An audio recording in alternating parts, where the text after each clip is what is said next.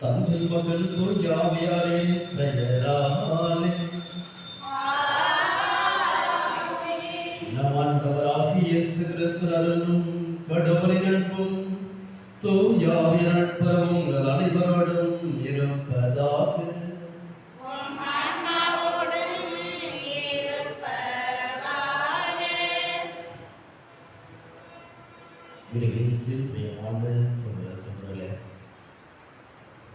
இயேசுவை தேடி பல மக்கள் சென்றார்கள். ஏன் இயேசுவை தேடி செல்ல வேண்டும்? இயேசுவை தேடி செல்வது அவரிடம் சுகம் பெறுவதற்காக, அவர்களுக்கு ஏதோ ஒன்றை எதிர்பார்த்து செல்வதை நான் பார்க்கிறேன். அதே போல நம்மையும் நாமும் பிறரை தேடி செல்கின்றோம், பிறரும் நம்மை தேடி வருகிறார்கள். அதை தேடி வருவதற்கு நாம் என்ன பதில் கொடுக்கின்றோம், என்ன செய்கிறோம் என்பதை சிந்தித்தவர் இந்த திருக்குறளை தகுதியான உள்ளத்தோடு பங்கெடுப்போம். இந்த தெய்வீக பலியிலே பெரிய விளக்கப்பாடு அடைக்கல் ராஜ் ஷர்மிளா குடும்பத்திற்கு இறைவன் செய்த அனைத்து நன்மைகளுக்கு நன்றியாகவும் இனி ஒரு நாட்களில் இக்குடும்பத்தை இறைவன் நிறைவாக ஆசீர்வதிக்க வேண்டும் என்றும் நாம் இந்த தெய்வீக பலியிலே ஒன்றாக இணைந்து இதற்காக ஜெபிப்போம். இதோ இந்த தெய்வீக பலியிலே அவனுடைய இரக்கத்தையும் பதிவையும் அன்பையும் பெற்றுக்கொள்ள தடையாக இருக்கிற நம்முடைய குற்றங்கள், குறைகள், பாவங்கள் இவற்றை நினைத்த இடத்திலே மனவருந்தி மன்னிப்பு கேட்போம்.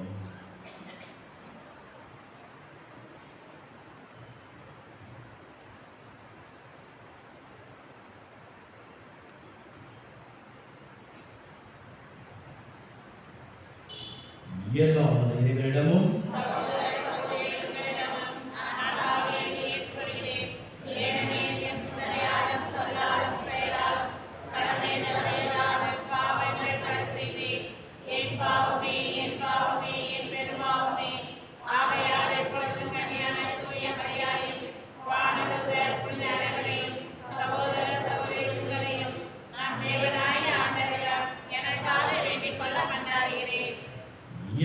இறைவன் நமது இரக்கம் வைத்து நம் பாவங்களை மன்னித்து நம் நிலை வாழ்வுக்கு அழைத்து செல்வாராக.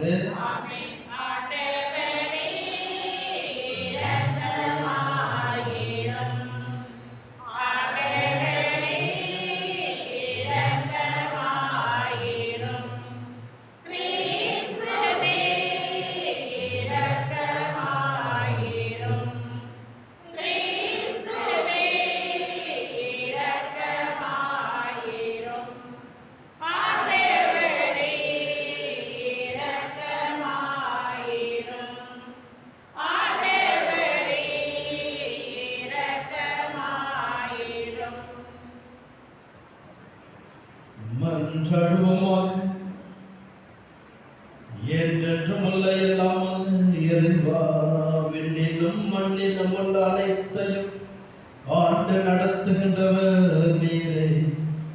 உம் மக்களின் வேண்டல்களை இரக்கத்துடன் கேட்டு எங்கள் வாழ்நாள்களில் உமது அமைதியை மகிழ்ச்சியை அளித்தருகிறார். உமோடு தூய ஆவியாரின் ஒன்றே இறைவனாய் என்றென்றும் வாழ்ந்து ஆட்சி செய்கின்ற அவர் வழியாக உம்மை மன்றாடுகின்றோம்.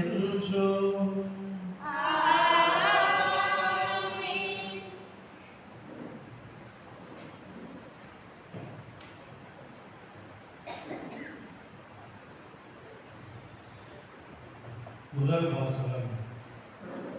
என் தந்தை சவுல் உன்னை கொல்ல தேடுகிறார். சாமுவேல் முதல் நூலிலிருந்து வாசகம். தாவீது பெலிஸ்தீனை கொன்ற பின் வீரர்கள் வீடு திரும்பிக் கொண்டிருந்த போது இஸ்ரேலின் எல்லா நகர்களிலிருந்தும் பெண்கள் ஆடல் பாடலுடன் அரசர் சவுலை சந்திக்க வந்தனர். அவர்கள் கண்டிராக்களோடும் நரம்பிசை கருவிகளோடும் மகிழ்ச்சி பாடல்கள் எழுப்பினர். அப்பெண்கள் அப்படி ஆடி பாடுகையில் சவுல் 1000 பேரை கொன்றார். தாவீதோ 14,000 பேரை கொன்றார் என்று பாடினர். இந்த வார்த்தைகள் சவுலுக்கு அறவே பிடிக்கவில்லை. அவர் மிகவும் சினமுற்று, அவர்கள் தாவீதுக்கு 14,000 பேர் என்றனர், எனக்கோ 1000 பேர் மட்டுமே என்றனர். அவனுக்கு இன்னும் குறைவாக இருப்பது ஆட்சி ஒன்றுதான் என்று கூறினார்.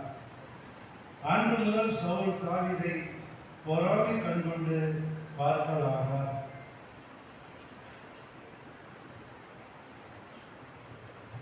தாவீதை கொல்ல வேண்டும் என்று தம் மகன் யோனாத்தானிடமும் தம் அலுவலர் எல்லாரிடமும் சவுல் தெரிவித்தார். ஆனால் சவுலின் மகன் யோனாத்தான் தாவீதின் மீது மிகுதியான அன்பு கொண்டிருந்தார். ஆதலால் தாவீதை பார்த்து யோனாத்தான், என் தந்தை சவுல் உன்னை கொல்ல தேடுகிறார், அதனால் எச்சரிக்கையாயிரு. காலையிலே புறப்பட்டு மறைவான ஒரு இடத்திற்கு சென்று ஒளிந்து கொள். நீ வெளியில் இருக்கும் சமயத்தில் நான் என் தந்தையின் அருகில் இருந்து கொண்டு உன்னை பற்றி அவரிடம் பேச்சு கொடுப்பேன். அப்படி நான் அறிகிறதையெல்லாம் உனக்கு தெரிவிப்பேன் என்றார். யோனாதான் தாவீதை பற்றி தம் தந்தை சவுலிடம் நல்ல விதமாக பேசி, அரசர் தம் அடியான் தாவீதின் பொருட்டு பாவம் செய்ய வேண்டாம், ஏனெனில் அவன் உமக்கு தீங்கு எதுவும் செய்ததில்லை. மேலும் அவனுடைய செயல்கள் உன் அரசியல் மிகவும் பயனுடையதாய் இருந்தன. அவன் தன் உயிரை ஒரு பொருட்டாய் எண்ணாது அப்பெலிஸ்தியனை கொன்றான். ஆதலால் ஆண்டவர் இஸ்ரவேலர் எல்லோருக்கும் பெரும் வெற்றியை அளித்தார். நீ அதை கண்டு மகிழ்ச்சியுற்றீர். அப்படி இருக்க எக்காரணமும் இல்லாமல் தாவீதை கொல்வதன் மூலம் குற்றமற்ற இரத்தத்திற்கு எதிராக நீர் ஏன் பாவம் செய்ய வேண்டும் என்று கூறினார். சவுல் யோனாத்தானின் வார்த்தைகளை கேட்டார். அதனால் சவுல் வாழும் ஆண்டவர் மேல் ஆணை, அவன் கொலை செய்யப்பட மாட்டான் என்றார். பின்பு யோனாத்தான் தாவீதை அழைத்து இவ்வார்த்தைகளை எல்லாம் அவருக்கு கூறினார். மேலும் யோனாத்தான் தாவீதை சவுலிடம் அழைத்துச் செல்ல முன்பு போலவே தாவீது அவரது பணியில் ஈடுபட்டார். ஆண்டவர் வழங்கும் அருள்வாக்கு. பதிலுரை பாடல் பல்லவி.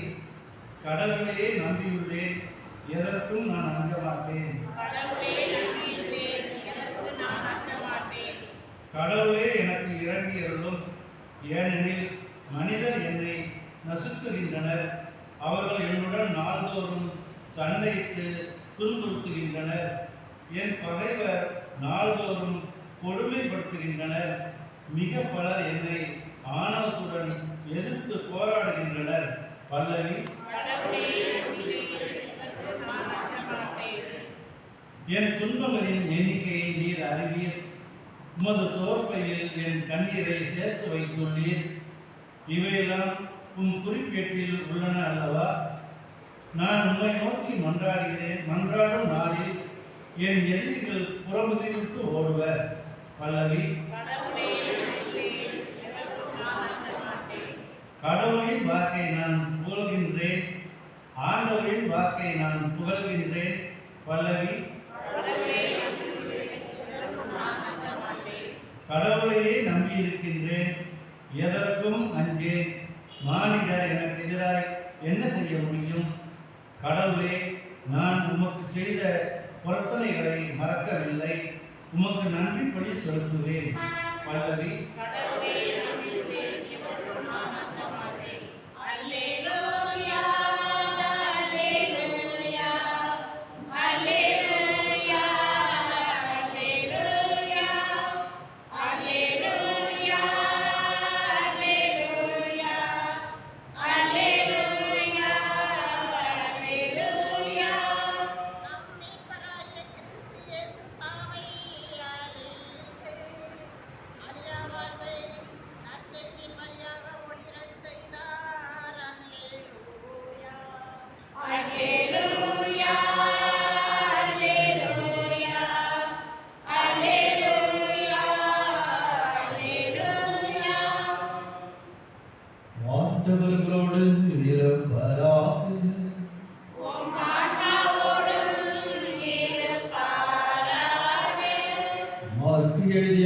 நற்செய்தியிலிருந்து வாசகம்.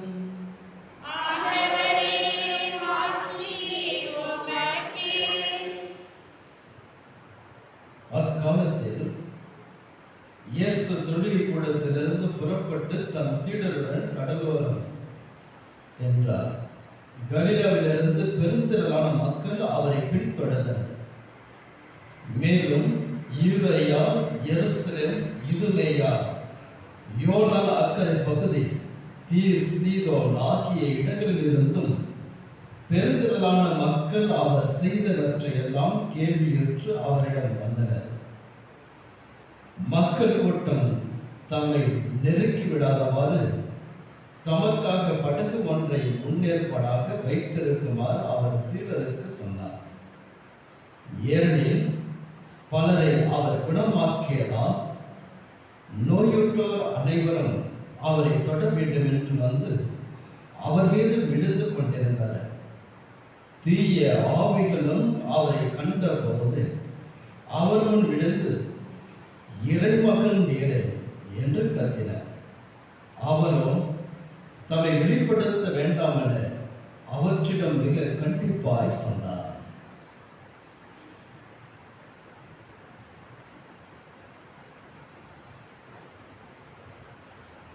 ஆண்டவரின் அருள்வாக்கு.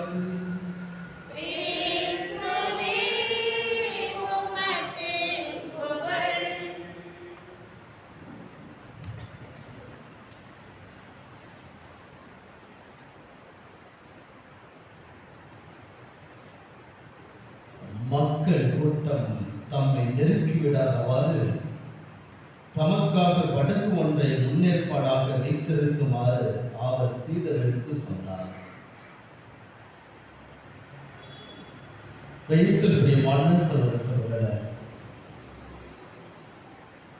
இறைவார்த்தை வாயிலாக நாம் பார்ப்பது, கலிலேயாவிலிருந்தும் மற்ற இடங்களிலிருந்தும் இயேசுவை காண வேண்டும், அவரை பின்தொடர வேண்டும் என்று சொல்லி அவரோடு நடப்பதை நாம் பார்க்கின்றோம். இன்றைக்கு நாம் பார்க்கின்றோம் கட்சி கூட்டங்களுக்கு அல்லது ஒரு தலைவர் பின்பாக எத்தனை பேர் போகிறார்கள் என்பது நமக்கு தெரியும். யாரை நோக்கி அதிகமாக செல்கின்றார்கள், எதற்காக செல்கின்றார்கள் என்பது ஒரு கேள்விக்குறியாக இருக்கிறது. தேனீக்களை பார்க்கிற பொழுது அந்த பூக்களை தேடி செல்கிறது. தேனீக்கள் பூக்களை பார்த்து அங்கு எங்கெல்லாம் பூக்கள் இருக்கோ அது செல்கிறது. அதை தேடிகள் புரிந்து எடுப்பதற்காக செல்வதை பார்க்கிறோம். எனவே இயேசுவிடம் செல்வது எதற்காக என்று பார்க்கிற பொழுது அவர் பலரை அவர் குணமாக்கியதால் நோயுற்றோர் அனைவரும் அவரை தொட வேண்டும் என்று வந்தார்கள் என்று சொல்லி நாம் பார்க்கிறோம். இயேசு நண்பர்களே, நம்முடைய வாழ்க்கையில பார்க்கிற பொழுது ஒரு வீட்டுல யாருமே வராத வீடா, யாருமே அந்த வீட்டுக்கு நுழைய மாட்டாங்க, யாரும் போக விரும்ப மாட்டாங்க. ஏன் அந்த வீட்டுக்கு போக விரும்ப மாட்டாங்க, அந்த வீட்டுல யாரும் அனுமதிக்கல என்பதும் நமக்கு தெரியும். ஒன்று அவர் யாரும் வர வேண்டாம் என்று விருப்பமாக இருக்கலாம், அல்லது அவர்களால் யாருக்கும் நன்மை இல்லை. ஒண்ணு கஞ்ச மிஷினரியா இருக்கலாம், இல்லை யாருக்கும் பயன் இல்லாத ஆளா இருக்கலாம். அந்த வீட்டுக்கு யாராவது போமா? யாரும் போக மாட்டோம், அவர்களை கண்டுகொள்ள மாட்டோம். எவரொருவர் பிறருக்கு நன்மை உள்ளவர்களாக இருக்கிறார்களோ, நன்மை செய்கிறார்களோ, அல்லது நல்ல வார்த்தையை பேசுகிறார்களோ, பயனுள்ளத்தில் இருக்க அந்த இடத்துல தான் கூட்டம் அதிகமாக செல்வதை பார்க்கிறோம். அந்த வீட்டிற்கு தான் அக்கம் பக்கத்து வீட்டுக்கெல்லாம் போவார்கள், செல்வார்கள், வருவார்கள். அது நடக்கும். இயேசு பிறருக்கு நன்மை செய்வதனால் அங்கே கூட்டம் வருவதை பார்க்கிறார். எனவே இந்த நாளிலும் நாம் நம்முடைய வீட்டிற்கு யாரெல்லாம் வந்து சேர, நாம் பிறரை வரவேற்கிறோமா அல்லது வந்து சேர பிறருக்கு நன்மை பயக்கிறோமா? நம்மை தேடி வருகின்ற மனிதர்கள் எத்தனை பேர்? நம்முடைய ஆறுதல் தேடி வரலாம், அல்லது நன்மையை ஏதோ ஒரு காரியத்திற்காக வரலாம், அல்லது ஒரு வார்த்தை, நல்ல வார்த்தை கொஞ்ச நேரம் பேசிட்டு இருக்கலாம் என்று இவர்கிட்ட போன கொஞ்ச நேரம் பேசிட்டு இருக்கலாம் என்ற அந்த நிலை இருக்கிறதா?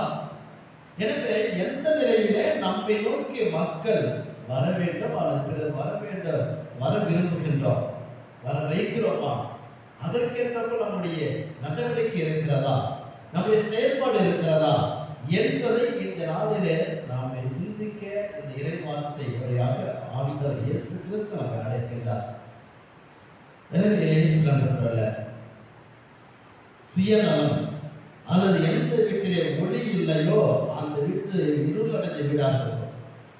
ஆள் நடமாட்டம் இல்லாத வீடு ஒரு இருட்டடைந்த ஒரு வீடாக தான் இருக்கும், தூசி படிந்து இருக்கும். அதே போல எவரோடு நம்ம வீட்டு தேடி வரவில்லையோ, மற்றவர்களை அனுமதிக்கவில்லையோ, அந்த வீடும் இருட்டடைந்த ஒரு வீடாக தான், தூசி படைந்து நம்முடைய உள்ளமும் நம்முடைய வாழ்க்கை குடும்பமும் ஒரு இறுக்கமான ஒரு சூழ்நிலையில் தான் இருக்கும். அதை நீங்கள் அனுபவித்தீர்கள் என்றால், நம்ம அக்கம் பக்கத்தில் இருப்பவர்களை பார்த்தீர்கள் நமக்கு நன்றாக நோயினுடையவர்கள் இருக்கலாம், ஒரு நிம்மதியற்ற ஒரு வெறுமையோடு இருக்கலாம். அந்த மாதிரி ஒரு சூழ்நிலையில அவர்கள் இருப்பார்கள். இன்னைக்கு முதல் வாசலுக்கு ஆவியது மக்களை அழைத்து வருகிறார், விடுதலை பண்ணி அவர்களுக்கு விடுதலை கோடியாக கொண்டு அங்கே விடுதலை கொடுக்கின்றார். ஆனாலும் அவரை கொள்வதற்கு சமர்த்திருந்தார். கடவுள் அவரை காப்பாற்றுகின்றார். அதே போல நம்மையும் கடவுள் காப்பாற்றுவார், நம்மை வழிநடத்துவார். நாம் கடவுளுடைய பிள்ளைகள், கடவுளால் அழைக்கப்பட்டவர்கள். திருமுறைக்கு வாயிலாக இவரே என் அன்பார்ந்த மைந்தர் என்று சொன்னார். திருமுறைக்கு இயேசு திருமுறைக்கு பெற்ற பொழுது என்ன சொல்றது? தூய ஆவி இறங்கி வந்து இவர் மீது இவரே என் அன்பார்ந்த மைந்தர் என்று சொன்னார். அதன் பிறகு அவர் பொது வாழ்க்கை செய்தார். வீட்டுக்குள்ளே அடைப்படவில்லை, அவர் வீட்டுக்கு சென்று அங்கு அடைப்படவில்லை, சிறைப்படவில்லை. மாறாக அவர் பொதுப்பணியை செய்தார். எப்பொழுது அந்த திருமுழுக்கு பெற்றாரோ அதன் பிறகு அவர் பொதுப்பணியை அதிகமாக செய்வதை பார்க்கிறார். எனவே இந்த உலகத்தில் ஒரு குடும்பம் அல்லது ஒரு தனிமனிதன் என்றால் அவருடைய வாழ்க்கை தனிப்பட்ட குடும்பம் மற்றும் குடும்பத்தோடு அவர் வாழ்க்கை முடிவதில்லை. ரெண்டு பக்கம் எப்படி வெற்றி தோல்வி, இன்பம் துன்பம், முதல் பக்கம் கடைசி பக்கம் என்ற இரண்டு பக்கங்கள் இருக்கிறதோ வாழ்க்கை, அதே போல ஒரு மனிதனுடைய வாழ்க்கை இரண்டு பக்கங்களை கூடியது. குடும்பம், சமூகம் எல்லோரும் கலந்து வாழ்ந்துதான் அது ஒரு வாழ்க்கை அர்த்தமுள்ளதாக இருக்கும்.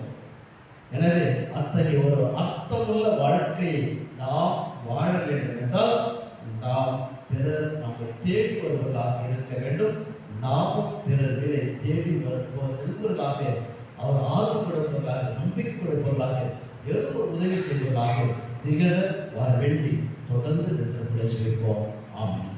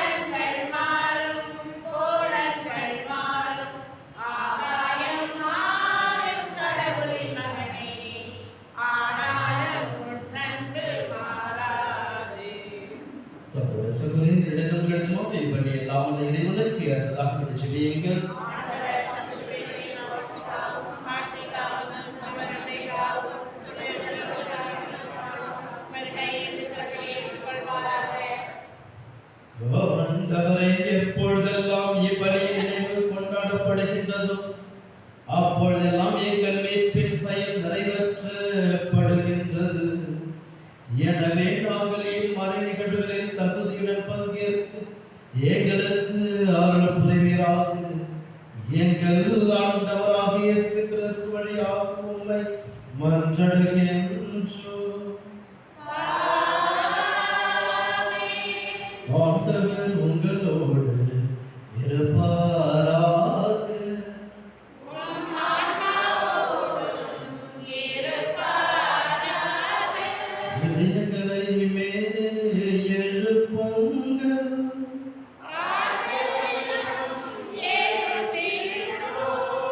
நம் இறைவனாகிய ஆண்டவருக்கு நன்றி கூறுவோம்.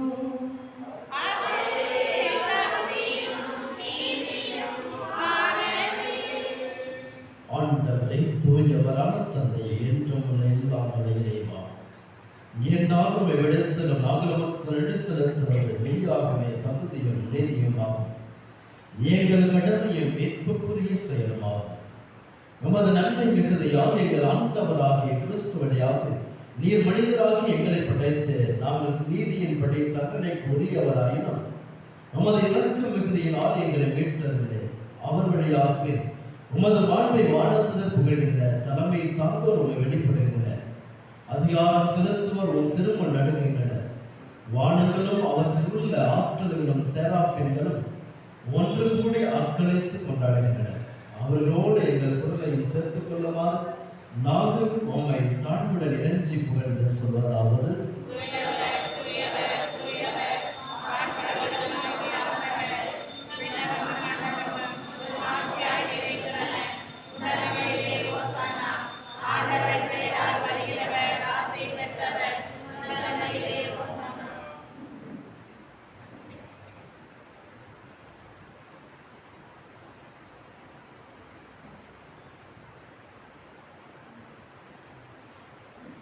ஆண்டவரே, நேர்மையாகவே தூயவர் தூய்மையனைத்துக்கும் ஒன்று ஆகவே உம்முடைய ஆவியை பிடித்து இக்காணிக்கைகளை தூய்மைப்படுத்த அமைகின்றார். இவ்வாறு எங்கள் ஆண்டவர் இயேசு கிறிஸ்துவின் உடலும் இரத்தமாக எங்களுக்கு இவை மாறுவாங்க. அவர் பாடுபட உலகணிந்து தம்மை கையெழுத்த போது அப்பத்தை எடுத்து நன்றி செலுத்தி அதை பிட்டு தம் சீடர்களுக்கு அளித்து அவர் கூறியதாவது: அனைவரும் இதிலிருந்து பெற்று கொள்ளுங்கள், ஏனெனில் இது உங்களுக்காக கையளிக்கப்படும் என் உடல்.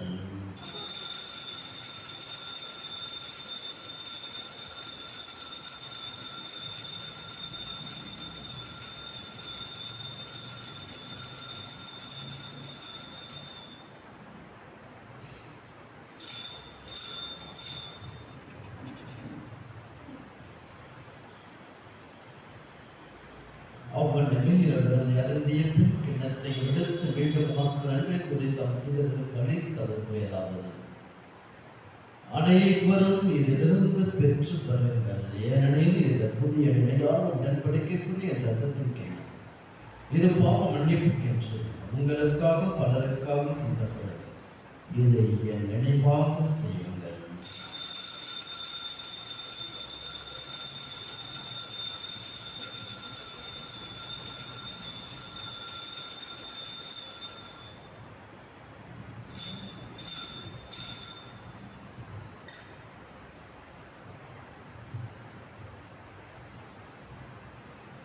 நம்பிக்கையின் மறை பொருள்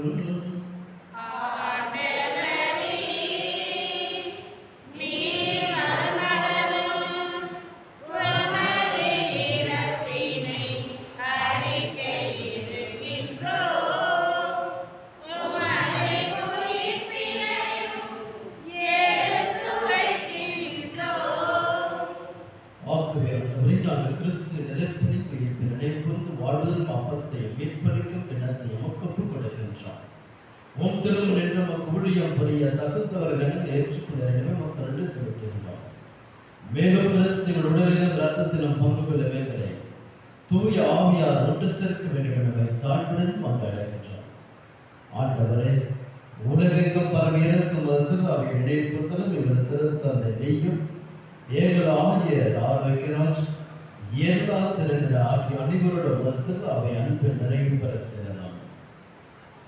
தந்தையே, இதோ உமது வழிபிடத்தை சூழ்ந்திருக்கிற உமது பிள்ளைகள் ஒவ்வொருவரையும் உமது அருட்கரத்தால் விட்டு ஆசிர்வதிக்கிறார். இதோ இவர்களுக்கு நல்ல உடல் உள்ள ஆரோக்கியத்தை நிறைவாக கொடுக்கிறார். விண்ணப்ப வழியாக நன்றி வழியாக கொடுக்கிறார். ஒவ்வொருவரையும் நிறைவாக அந்த படியெல்லாம் ஏற்று ஒரு ஆசிர்வதிக்கும்படியாக சிறப்பாக வைக்கிறார். மேலும் உயர்த்திடம் எதிர்நோக்குடன் துயில்குள்ள எங்கள் சகோதர சகோதரிகளை இறந்தோர் அனைவரின் இரக்கத்துடன் நினைவு கொண்டு உமது திருமுக ஒளிகளில் ஏற்றலாம் எங்கள் அனைவர் மீதும் இரக்கமாயிரும். கடவுளின் கண்ணித்தாயின புனித மரியா, அவருடைய கணவனும் புனித யோசேப்பு, புனித திருத்துதர்கள், இவ்வுலகில் உகந்தவராக இருந்தவர் ஆகிய புனிதர் அனைவரும் நாங்கள் இறைவழில் பங்கு கொள்ளும் தகுதி பெற்று உம் திருமகன் இயேசு கிறிஸ்து வழியாக எப்பொழுதேற்று மனமார்ந்த உம்மை நன்றாடுகின்றோம்.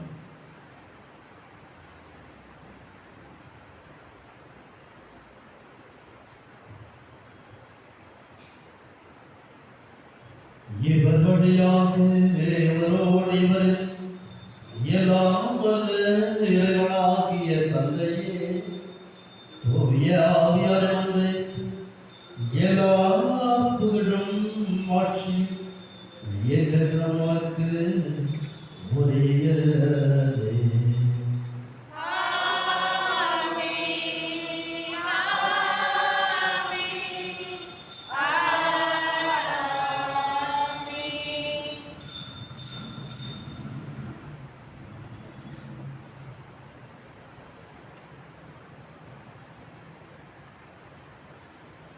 இயேசு குணப்படுத்துவராக, சுகம் கொடுப்பவராக, ஆறுதல் கொடுப்பவராக இருந்தார்.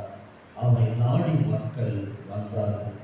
அதே போல இயேசுவை பின்பற்றுகிற நாம், இயேசு பிள்ளைகளாக இருக்கிற நாம், பிறருக்கு ஆறுதலாகவும் தேற்றுதலாகவும் குணத்தை சுகத்தை கொடுப்பவராக, மருத்துவர்களாக நாம் திகழ வர வேண்டும். இயேசு கிறிஸ்து பற்றி அவருக்கு சொல்லி மன்றாடுவோம்.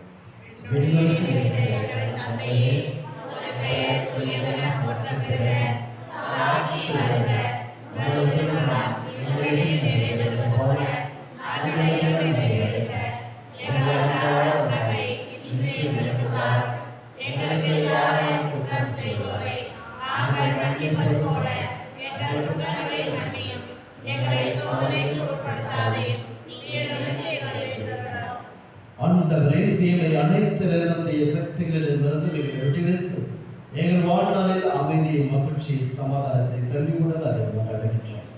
நமது பேர் இறக்கத்துவதில் நாம் பாவத்திலிருந்து எப்பொழுது விடுதலை பெற்று யாதொரு கலக்கமின்றி நலமாயிருப்போமாக நாங்கள் எதிர்நோக்கி இருக்கும் பேரிடத்துக்காகவும் எமைக்கலாம் இயேசு கிறிஸ்து வருகைக்காகவும் காத்திருக்கின்றோம்.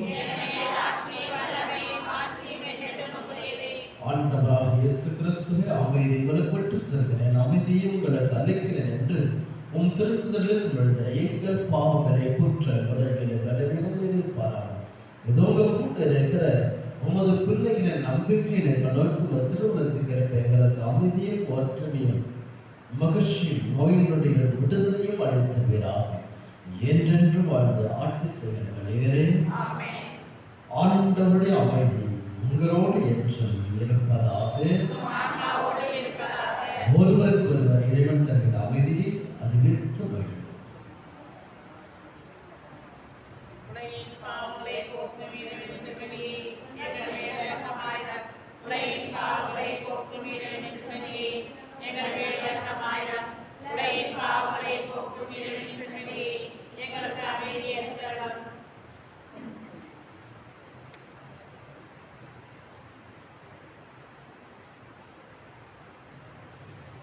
இதோ சமரே, இதோ நாம் வாழப்பெற பொருட்டு நம்பிது கொண்ட அளவற்ற அன்பினால் விண்ணிலிருந்து மண்டகொண்ட தெய்வம் இதோ நம்முடைய உள்ளத்துல எழுந்தெழுந்து அந்த ரத்த நாளுக்குள்ளாக அந்த நமக்கு ஆறுதலையும் தேற்றுதலையும் நம்பிக்கையும் நற்சுகத்தை கொடுத்து நம்மை வழிநடத்துகிற வாழ வைக்கிறதையும் விடுத்திருவதற்கு அழைக்கப்பட்ட நாம் அனைவருமே பெரு பெற்றோம்.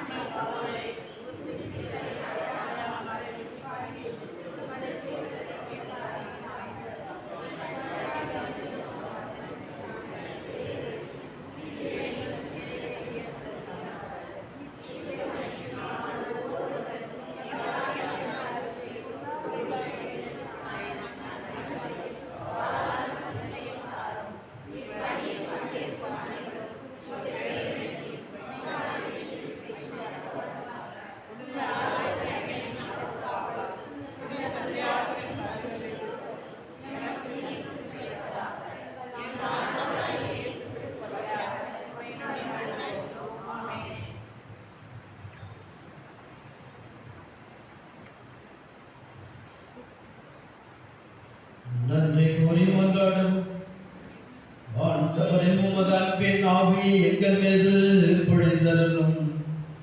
இவ்வாறு ஒரே விண்ணக உணவாண்டதை பெற்ற நாங்கள் ஒரே பதிவிறக்கத்தால் ஒரு மனப்பட்டிருக்க செய்வீராக.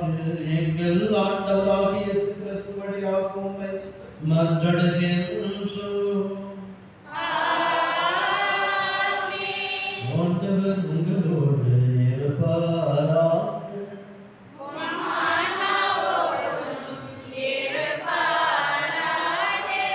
எல்லாம் வல்லவரும் தந்தை மகன் தூய ஆவியார் உங்கள் அனைவரையும் ஆசீர்வதித்து வழிநடத்துவாராக.